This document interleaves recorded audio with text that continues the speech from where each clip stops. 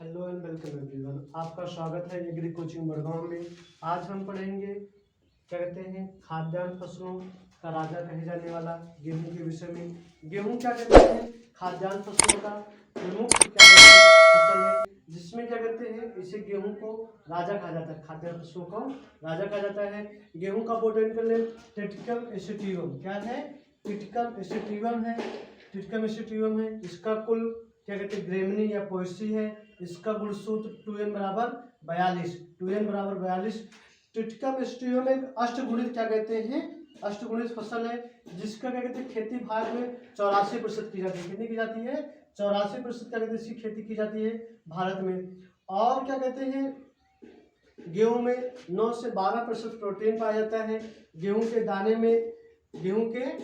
में या फिर आटे में ग्लूटीन नामक प्रोटीन पाया जाता है। क्या पाया जाता है? ग्लूटीन नामक प्रोटीन पाया जाता है। गेहूं को अनाजों का राजा कहा जाता है। गेहूं को अनाजों का राजा कहा जाता है। गेहूं का पुष्पक्रम स्पाइक प्रकार का होता है। गेहूं का पुष्पक्रम किस प्रकार का होता है? स्पाइक प्रकार का गेहूं का पुष्पक्रम होता है। और गेहूं का बीज कैरियोप्सिस कहलाता है। गेहूं का बीज क्या कहलाता है? कैरियोप्सिस कहलाता है। गेहूं क्या कहते हैं थ्री प्लांट है। क्या है? गेहूं थ्री प्लांट है। और क्या कहते हैं ये जो है लॉन्ग डे प्लांट है। क्या है? लॉन्ग डे प्लांट है। लॉन्ग डे मतलब इसके परिपक्व अवस्था पर इसे क्या कहते हैं परिपक्व अवस्था पर इसे लंबे प्रकाश की आवश्यकता होती है। और इसका क्या कहते हैं यह स्वपरागित फसल है। क्या है? इसमें जो परागण क्रिया होती है स्वपरागण होता है।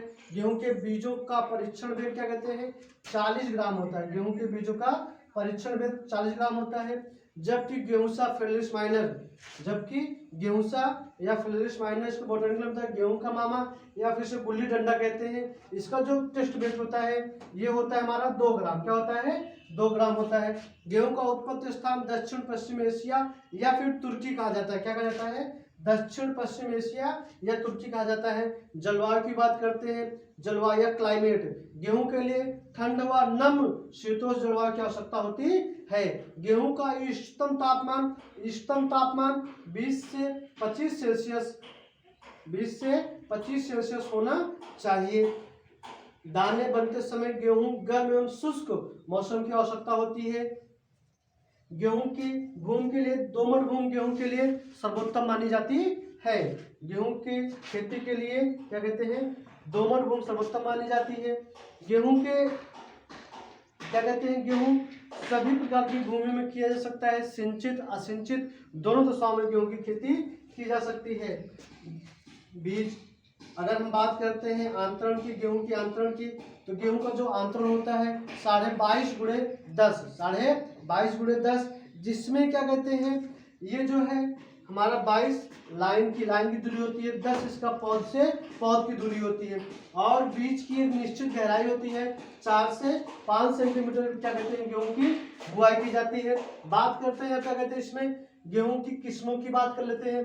गेहूं की किस्मों में हीरा मोती हो गया, हीरा कामा मोती, लाल बादशाह, जयराम और मेघदूत, राज, जनक ये क्या कहते हैं प्रमुख गेहूं की किस्में हैं, जिसमें लरमा राजो, सोनारा 63, सोनारा 64, सोनालिका और क्या कहते हैं ये जो गेहूं की प्रमुख किस्में हैं। बीज दर की बात करते हैं। सामान्य गेहूं की बुआई के लिए 100 kg क्या कहते हैं बीज की आवश्यकता होती है। सामान्य बुआई के लिए गेहूं की 100 kg बीज की आवश्यकता होती है। जबकि असिंचित क्षेत्रों या पिछेती बुआई के लिए 125 kg की आवश्यकता होती है। असिंचित दशाओं के लिए डिबलर 25 से 30 kg प्रति हेक्टेयर डिबलर यंत्र द्वारा 25 से 30 kg। डिबलर बीज जो होती है बड़ी कास्टली होती है। डिबलर बीज क्या होती है? बड़ी कास्टली होती है। यह क्या कहते हैं रिसर्च केंद्रों पर या फिर प्रमुख संस्थाओं पर अपनाई जाती है, जहां पर क्या कहते हैं पौध से पौध की दूरी और कहते हैं पंध से पंध की दूरी मेंटेन होती है और इसकी एक निश्चित गहराई पर इसकी बुआई की जा सकती है। बात करते हैं हम उर्वरक एवं खाद की। खाद में बात करते हैं तो 10 से 20 टन गोबर की सड़ी हुई खाद बुआई के 30 से 35 दिन पहले क्या कहते हैं खेत में मिला देना चाहिए। अब बात करते हैं एनपीके की। एनपीके नाइट्रोजन, फास्फोरस और potash. Nitrogen, phosphorus, potash. Nitrogen 120 KG, potash क्या कहते हैं हमारा नाइट्रोजन, फास्फोरस, पोटास। नाइट्रोजन हमारा क्या कहते हैं 120 केजी, फास्फोरस हमारा 60 केजी, पोटास 40 केजी प्रति हेक्टेयर की दर से बुआई के समय नाइट्रोजन की आधी मात्रा, शेष मात्रा बुआई के बाद क्या कहते हैं प्रयोग की जाती है। इस बुआई के साथ में ही जिंक सल्फेट के बुआई के लिए डालते हैं। गेहूं की सिंचाई की क्रांतिक अवस्थाएं।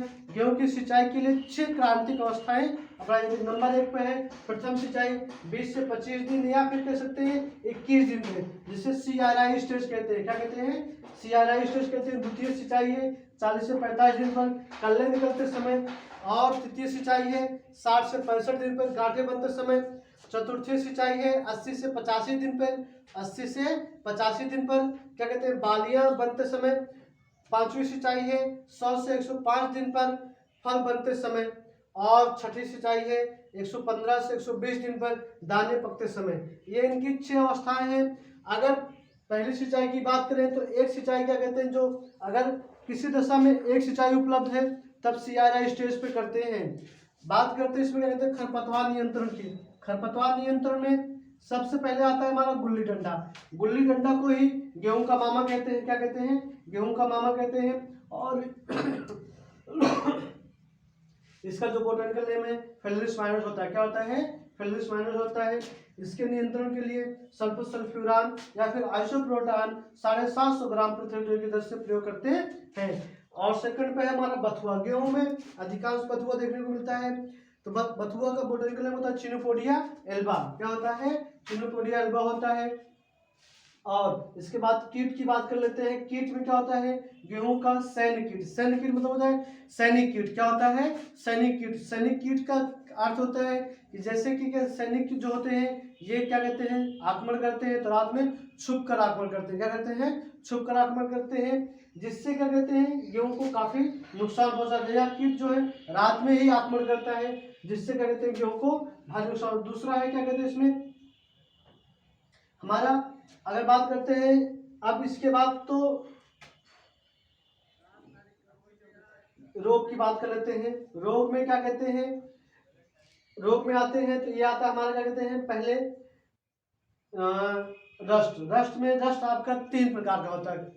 3 प्रकार के रस्ट होते हैं ब्राउन रस्ट, येलो रस्ट और ब्लैक रस्ट। रस्ट क्या कहते हैं तीनों रस्ट क्या कहते हैं गेहूं में काफी नुकसान पहुंचाते हैं। इसके नियंत्रण के लिए कहते हैं मैनकोजेब 2 kg प्रति हेक्टेयर की दर से खड़ी फसल पर छिड़काव करते हैं।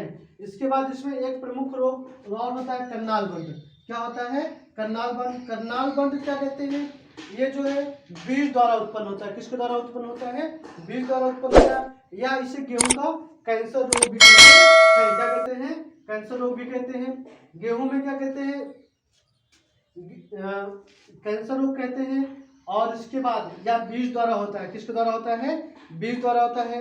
गेहूं में अगर और हम बात करते हैं तो ये कैंसर रोग या इसी में एक रोग और आता है कंडुआ रोग। क्या कहते हैं कंडुआ रोग क्या होता है ये कंडुआ रोग गेहूं की बालियां क्या होती हैं काली पड़ जाती हैं, जिससे अभी काफी नुकसान पहुंचाते हैं। अब बात कर लेते हैं उपज की। उपज में बौनी जातियां। बौनी जातियों के लिए 40 से